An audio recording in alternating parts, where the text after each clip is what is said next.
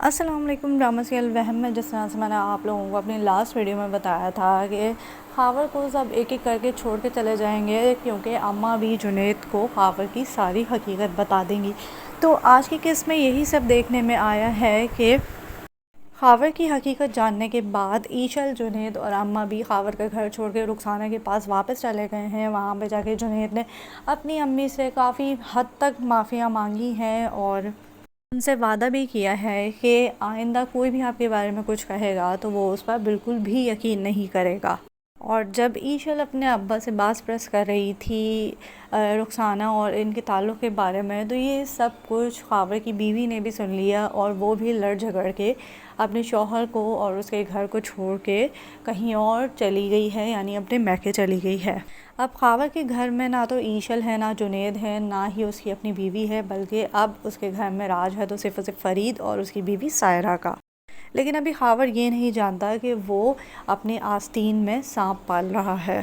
کیونکہ فرید، جنید، ایشل اور اس کی امی کی جانے سے کافی زیادہ خوش ہے اور وہ یہی چاہتا ہے کہ سب یہاں سے چلے جائیں اور یہی اس گھر میں رہے، کیونکہ وہی خاور کی جائیداد کا، اس گھر کا اصل حقدار ہے۔ لیکن جہاں خاور کا یہ ڈر ختم ہوا ہے کہ فرید سب کو بتا دے گا کہ خاور ہی اس کا باپ ہے، وہیں اسے یہ بھی طاقت ملے گی کہ وہ فرید کے بڑھتے ہوئے قدموں کو جلد روک سکتا ہے، کیونکہ فرید آہستہ آہستہ اپنی حدود سے بہت آگے بڑھ رہا ہے اور ابھی تو صرف اس نے ایشل کا روم ہی مانگا ہے، لیکن آہستہ آہستہ وہ اس کا گھر، اس کے آفس میں اپنا حق مانگنا شروع کر دے گا۔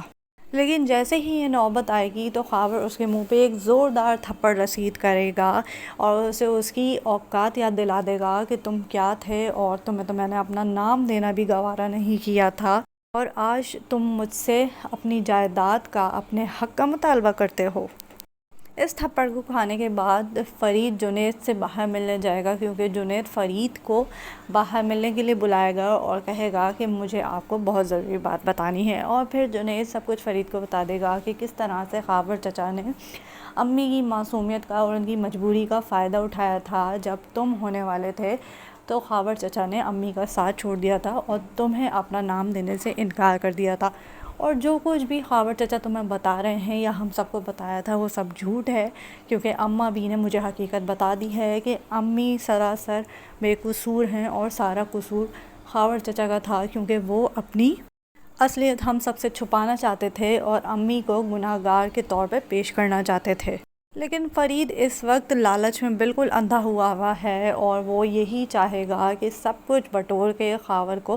بالکل تنہا کر دے، بالکل خالی ہاتھ کر دے اور وہ ساری چیزوں پہ خاور کے قابض ہو جائے، کیونکہ اب وہ بھی سمجھنے لگا ہے کہ اس کی زندگی میں بچپن سے لے کے آج تک جو بھی محرومیاں آئی تھیں وہ صرف اور صرف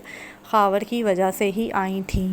لیکن ابھی تو فرید کے سامنے سائرہ کی سچائی بھی آنی ہے، جو سائرہ اور رخسانہ نے فرید سے چھپائی بھی ہیں، کیونکہ سائرہ اکثر ڈھکے چھپے الفاظ میں اس طرح سے بات کرتی رہتی ہے کہ امی کے اس پر بہت احسانات ہیں، جب بھی وہ امی کو یاد کرتی رہتی ہے اور ان کی تنہائی کے بارے میں سوچ کے افسردہ ہو جاتی ہے۔ اور جس دن فرید کو یہ پتہ چلے گا کہ سائرہ کے اوپر بھی امی کے کافی احسانات ہیں تو وہ مزید شرمندہ ہو جائے گا کہ اس نے اپنی پیاری سی ماں کے ساتھ یہ سب کیا کر دیا ہے۔ اب خاور کے اس ڈرامے میں دو طرح کے ہی انجام دکھا سکتے ہیں۔ پہلا یہ ہوگا کہ یہ بالکل تنہا رہ جائے گا اور فرید سب کچھ لوٹ لاٹ کے اس کو بالکل تنہا چھوڑ دے گا، اس کے گھر پہ بھی قبضہ کر لے گا، اس کے آفس میں بھی قبضہ کر لے گا۔ اور یہ کس طرح سے ممکن ہوگا؟ وہ اس طرح سے ہوگا کہ